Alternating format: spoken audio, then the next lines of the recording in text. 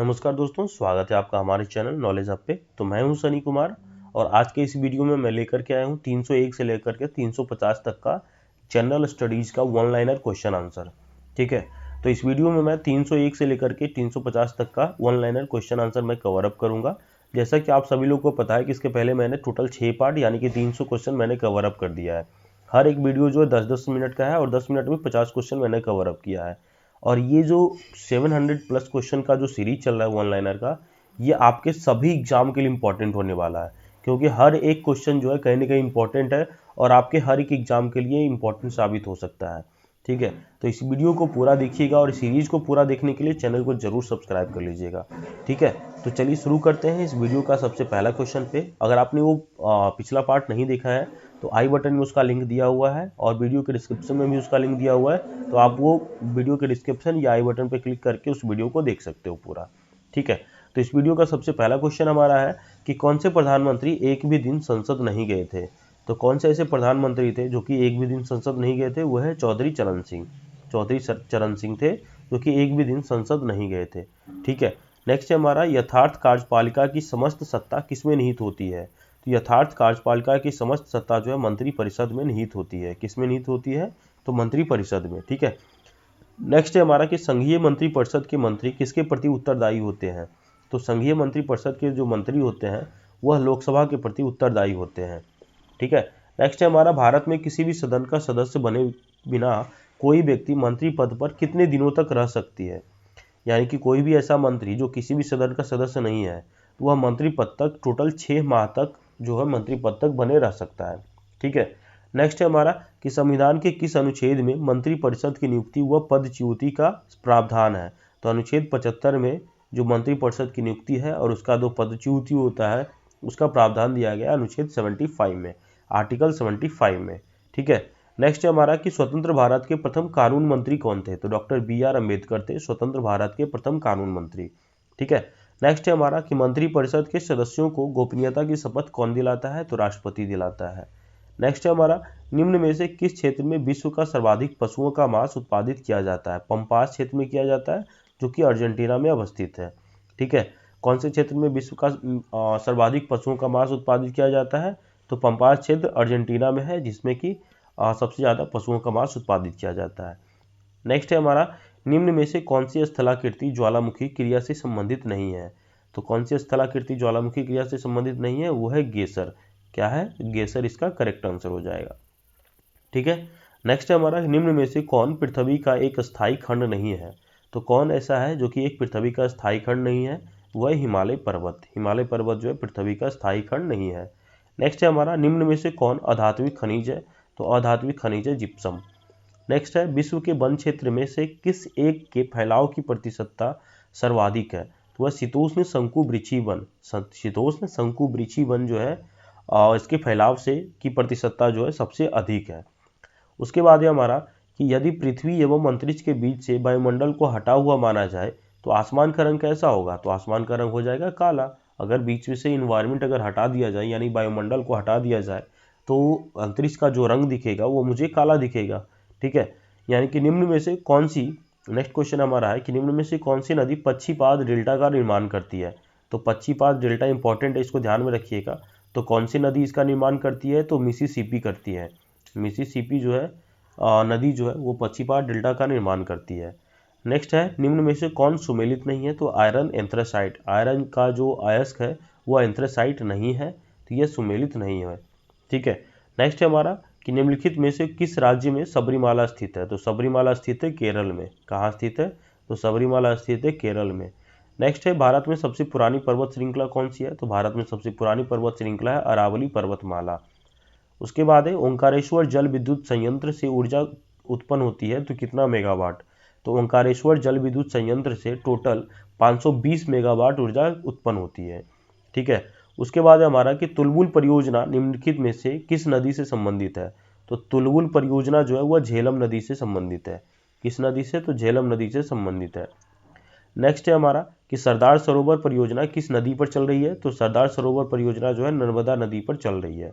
उसके बाद है नेक्स्ट क्वेश्चन है हमारा कि मालवीड प्रक्षेप की सबसे प्रमुख विशेषता निम्नलिखित में से कौन सी है? तो मालवीड प्रक्षेप यानी कि क्या है, मालवीड प्रक्षेप है, ठीक है। और इसका जो मुख्य विशेषता है वो क्या है, तो वह शुद्ध क्षेत्रफल, शुद्ध क्षेत्रफल यानी कि शुद्ध क्षेत्रफल जो है मालवीड प्रक्षेप की सबसे प्रमुख विशेषता है, ठीक है। नेक्स्ट है हमारा कि सर्वप्रथम इंडिया शब्द का प्रयोग भारत के लिए किस भाषा में किया गया था। तो सर्वप्रथम इंडिया शब्द का प्रयोग जो है भारत के लिए किस भाषा में किया गया था, तो ग्रीक लैंग्वेज में किया गया था, ग्रीक लैंग्वेज में, ठीक है।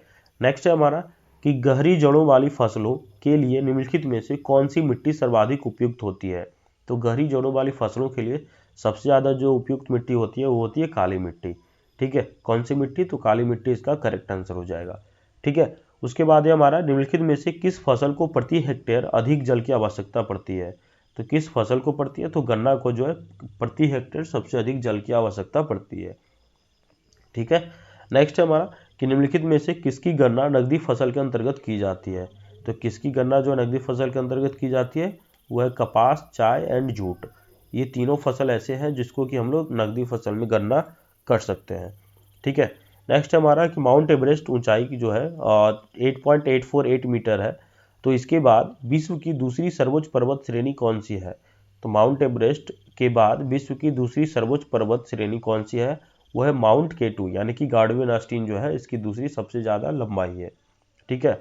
नेक्स्ट हमारा कि नदियों द्वारा अपने किनारों पर प्राकृतिक रूप से बनाए गए बांधों को किस नाम से जाना जाता है। तो नदियों द्वारा अपने किनारों पर प्राकृतिक रूप से बनाए गए बांधों को तटबंध कहा जाता है। क्या कहा जाता है, तो तटबंध कहा जाता है, ठीक है। नेक्स्ट हमारा कि काली मंथन जिस द्वीप का अंग है वह क्या है। तो काली मंथन किस द्वीप का अंग है, तो वह बोर्नियो, बोर्नियो द्वीप का काली मंथन जो है अंग है, ठीक है। नेक्स्ट है हमारा कि खारी नदी जिस अफवाह तंत्र का अंग है वह कौन सी खाड़ी है, तो बंगाल की खाड़ी है। तो खारी नदी जो है बंगाल की खाड़ी का अफवाह का तंत्र है, ठीक है, अफवाह तंत्र का अंग है। नेक्स्ट हमारा कि क्षेत्रफल की दृष्टि से राजस्थान का सबसे बड़ा जिला कौन सा है। तो राजस्थान का सबसे बड़ा जिला है जैसलमेर, ठीक है। बिहार का सबसे बड़ा जिला कौन सा है, तो आप मुझे कमेंट सेक्शन में बता सकते हैं। नेक्स्ट हमारा निम्न में से कौन सी जलधारा एटलांटिक महासागर में ही प्रवाहित होती है। तो कौन सी जलधारा एटलांटिक महासागर में ही प्रवाहित होती है, वह सुसीमा धारा। कौन सी धारा, तो सुसीमा धारा, ठीक है। नेक्स्ट है हमारा ठंडी तथा भारी वायु द्वारा गर्म एवं हल्की वायु के ऊपर उठा देने से निर्मित वाताग्र क्या कहलाता है। तो वह कहलाता है शीत वाताग्र। क्या कहलाता है, शीत वाताग्र कहलाता है, ठीक है। नेक्स्ट हमारा सूर्य के धरातल का तापमान यानी कि सूर्य के धरातल का तापमान लगभग कितना होता है। तो 1600 डिग्री सेल्सियस होता है, 1600 डिग्री सेल्सियस होता है सूर्य के धरातल का तापमान, ठीक है। नेक्स्ट हमारा संध्या काल में सर्वाधिक लाल दिखने वाला मेघ क्या कहलाता है, तो पच्छाव कहलाता है, ठीक है। नेक्स्ट हमारा पृथ्वी के आरंभिक वातावरण में क्या नहीं था। तो पृथ्वी के आरंभिक वातावरण में ऑक्सीजन नहीं था। नेक्स्ट हमारा बेंगुला की धारा क्या है। तो बेंगुला की धारा है ठंडे महासागरीय धारा, ओके। नेक्स्ट हमारा कि किस प्रकार के मौसम में नुकीली पत्ती वाले वन पाए जाते हैं। तो साइबेरियन होता है, साइबेरियन वन जो है उसमें नुकीली पत्ती वाले वन पाए जाते हैं। नेक्स्ट हमारा ऊन का सबसे बड़ा उत्पादक देश कौन सा है। तो उनका सबसे बड़ा उत्पादक देश है ऑस्ट्रेलिया, ठीक है। ऑस्ट्रेलिया जो है उनका सबसे बड़ा उत्पादक देश है। उसके बाद है कि वन अनुसंधान संस्थान यानी कि वन अनुसंधान संस्थान जो है कहाँ स्थित है। तो देहरादून में स्थित है। देहरादून में जो है फॉरेस्ट रिसर्च सेंटर है जो कहाँ पे है, तो ये है देहरादून में, ठीक है। भारत किसके कारण एक उष्णकटिबंधीय देश कहलाता है। तो अक्षांशीय विस्तार के कारण। किसके कारण एक उष्णकटिबंधीय देश कहलाता है, तो उष्णकटिबंधीय देश कहलाता है अक्षांशीय विस्तार के कारण, ठीक है। नेक्स्ट है हमारा कि कोइलकारो जल विद्युत परियोजना, कोइलकारो जल विद्युत परियोजना निम्नलिखित में से किस राज्य में स्थित है। तो वह बिहार, पहले बिहार में था लेकिन अभी ये झारखंड में स्थित है, ठीक है।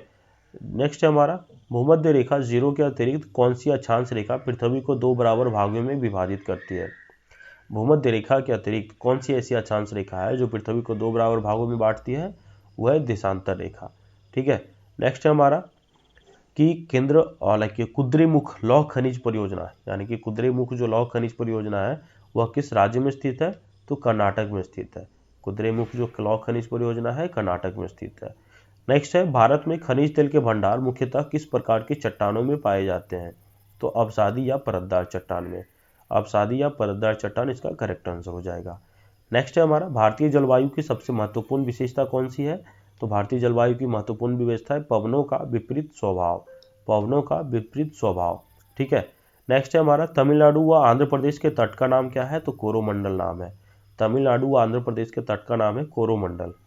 नेक्स्ट है छोटा नागपुर का पठार जिस संसाधन में समृद्ध है वो कौन क्या है, तो खनिज कहलाता है। क्या है, तो खनिज है। छोटा नागपुर का पठार किस संसाधन में समृद्ध है, तो खनिज में समृद्ध है।